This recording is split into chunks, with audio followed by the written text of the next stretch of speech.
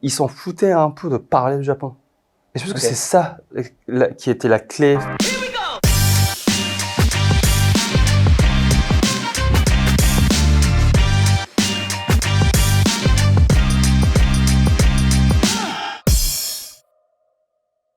Bonjour. Bonjour, je m'appelle Yu Shibuya, j'étais interprète et traducteur sur le film Onoda. J'ai donc traduit le scénario et j'ai été sur le plateau pour traduire les échanges entre le réalisateur Arthur Harari et les comédiens japonais. Comment s'est faite la rencontre entre toi et Arthur Harari? Arthur, j'avais fait exactement la même chose pour un autre film qui s'appelle Le Lion ment ce soir. C'est le dernier film français de Nobuhiro Osuwa, enfin un réalisateur japonais qui fait beaucoup de films en France. Et donc j'étais son interprète. Et Arthur, il a joué un petit rôle dans ce film. Et finalement, il a beaucoup plu à Monsieur Soa, ce qui fait qu'il a joué dans le film et on s'est rencontrés à ce moment-là. Et je pense qu'Arthur, il était à la fin de l'écriture de Onoda à l'époque. Et déjà vers la fin du tournage de Lion ce soir, il m'a parlé, il m'a dit qu'en fait, il lui faudrait sûrement quelqu'un pour traduire le scénario, pour l'accompagner pour le tournage. Et c'est comme ça qu'on s'est rencontrés. Ok. Et du coup, comme tu es toi-même scénariste et réalisateur, Voilà. un petit peu. Du coup, comment ça se passe ce genre d'échange-là? Parce que je suppose que ça doit être difficile de ne pas avoir envie toi-même d'apporter des idées ou en fait de faire finalement presque un rôle de premier assistant alors que c'est pas forcément ta place. Sur le film, il y avait un premier assistant qui est vraiment brillant, qui s'appelle Benjamin Papin, qui accompagne les films de Arthur depuis très longtemps. Donc moi, j'ose pas dire que j'étais assistant d'Arthur, j'étais vraiment son interprète. Comme on devait traduire le scénario du français vers le japonais, il y avait des choses qui n'étaient pas vraiment traduisibles. Okay. Donc à ce moment-là, je me permettais de lui faire des propositions, mais ce qui est vraiment génial avec Arthur, c'est qu'il est toujours à l'écoute des gens, peu importe même si c'est un assistant, quelqu'un de régie, Arthur il est toujours à l'écoute des gens. Ouais. Donc c'était très agréable de travailler pour Arthur, c'était très agréable. Et du coup, de ce que j'ai un peu compris, c'était globalement une équipe franco-belge et la question des acteurs qui étaient japonais. Du coup, je suppose que toi, tu avais surtout l'enjeu devait être surtout sur la direction d'acteurs et du coup comment tu aides à traduire précisément ce que Arthur veut face aux comédiens pour s'assurer que c'est bien la bonne émotion qu'il joue. Contrairement à ce qu'on croit, les choses les plus importantes, en fait, elles ne se communiquent pas, mais elles se communient. C'est que il y avait vraiment une forte complicité entre Arthur et les comédiens. Je devais être là pour traduire les informations, mais les choses les plus importantes, ça, il est partagé, sans moi. En fonction des comédiens, je devais un peu changer ma manière de traduire, comment dire, parce que parfois il y avait des comédiens qui étaient très sérieux et qui prenaient vraiment au sérieux tous les mots d'Arthur, alors qu'il évoluait aussi entre les prises. Parfois, donc, il donnait des indications qui pouvaient être un peu contradictoires.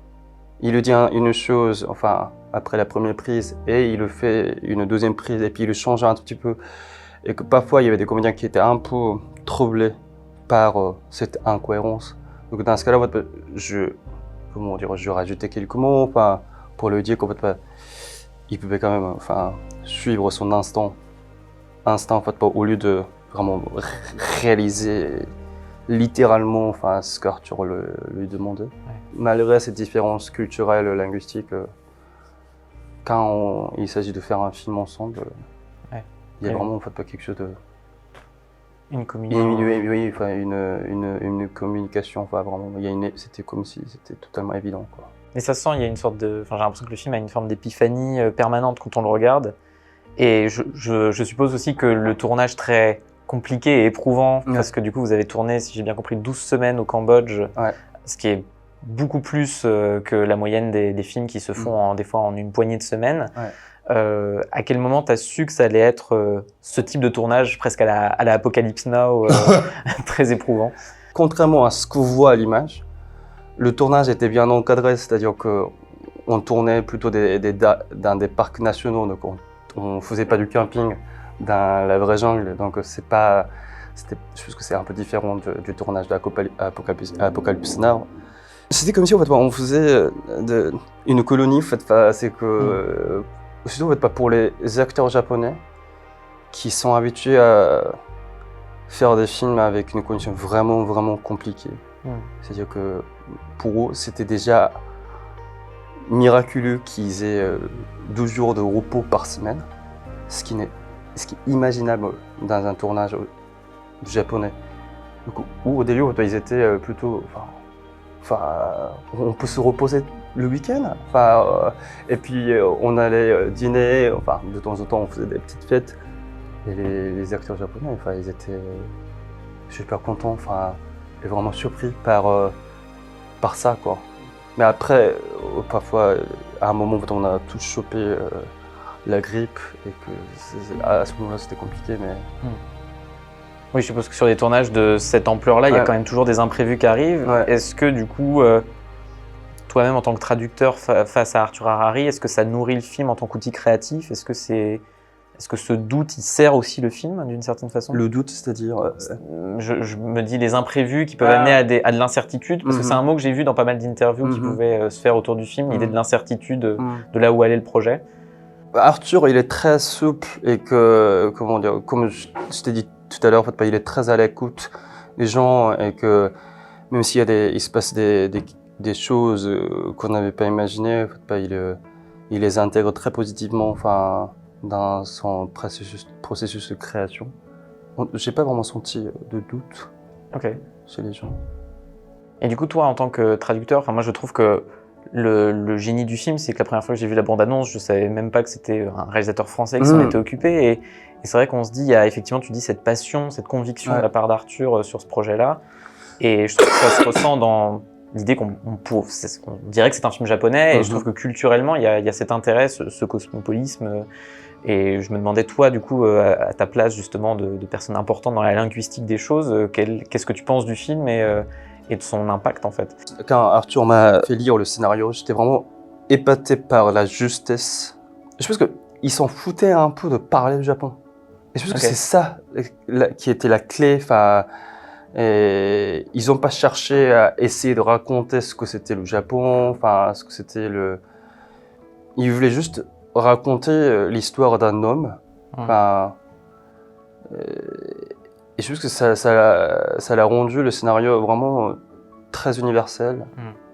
Et il n'y avait rien de caricatural. Parfois, il y avait des mots en fait, qui se traduisaient pas directement en japonais. Et là, j'espère que j'ai été utile pour eux. Mais déjà, à l'origine, il y avait quelque chose de très sincère. J'ai dû travailler un peu pour que ça sonne vraiment japonais, pour que ça sonne pas traduit par quelque chose. Mais au fond, dès le début, il y avait vraiment une compréhension très juste du Japon et de l'homme en général. Et tu l'as, avec ce rôle un peu particulier, une fois que tu as vu le résultat final, toi qui as vu toute la fabrication, tous les coulisses, qu'est-ce que tu as pensé Est-ce que tu as trouvé que justement que ça rendait bien à l'écran? Si le film est un fils d'Arthur, c'est que j'étais son oncle, donc en fait, je suis pas du tout objectif, mais le film il me tient tellement à cœur que. Mais ce qui m'a fait vraiment plaisir, c'est que quand le film a été projeté à Cannes, il y avait des journalistes japonais qui ont été le voir, et ils m'ont tous dit que ils sont jamais dit en regardant le film que c'était un film qui a été fait par un Français. Ça, c'est quelque chose que les gens continuent à me dire, parce que le film il va bientôt sortir au Japon, donc il y a eu plusieurs projections de presse. Et ça m'a rassuré parce que j'avais vraiment peur parce que là, pour le coup, même si les propos et le thème sont universels, si ça sonnait pas très juste mon japonais, bah, là, c'est de ma faute. Ouais. Donc, j'étais vraiment soulagé quand les gens m'ont dit ça. Ouais, d'autant que c'est une histoire qui est profondément vraiment... Enfin, c'est une histoire qui est très connue au Japon. Même, j'ai l'impression que quand le film est sorti, certaines personnes étaient un peu là à dire « Ah oui, ça me rappelle quelque chose. Et cette histoire est assez incroyable, donc nécessitait effectivement le bon traitement pour ça. Parmi les films japonais qui ont été faits par des étrangers, Onoda était le plus japonais de tous ces films-là. Pas ça. Donc ça, c'est un des meilleurs compliments pour moi. Parce que... bah, c'est totalement mérité parce que je trouve que c'est un des plus grands films de cette année. Ah donc, bah ça, c'est Arthur et les gens de l'équipe. Mais je suis vraiment honoré d'avoir pu faire partie de cette aventure que je trouve vraiment bluffante. Ouais. Ah, merci beaucoup. Merci à toi.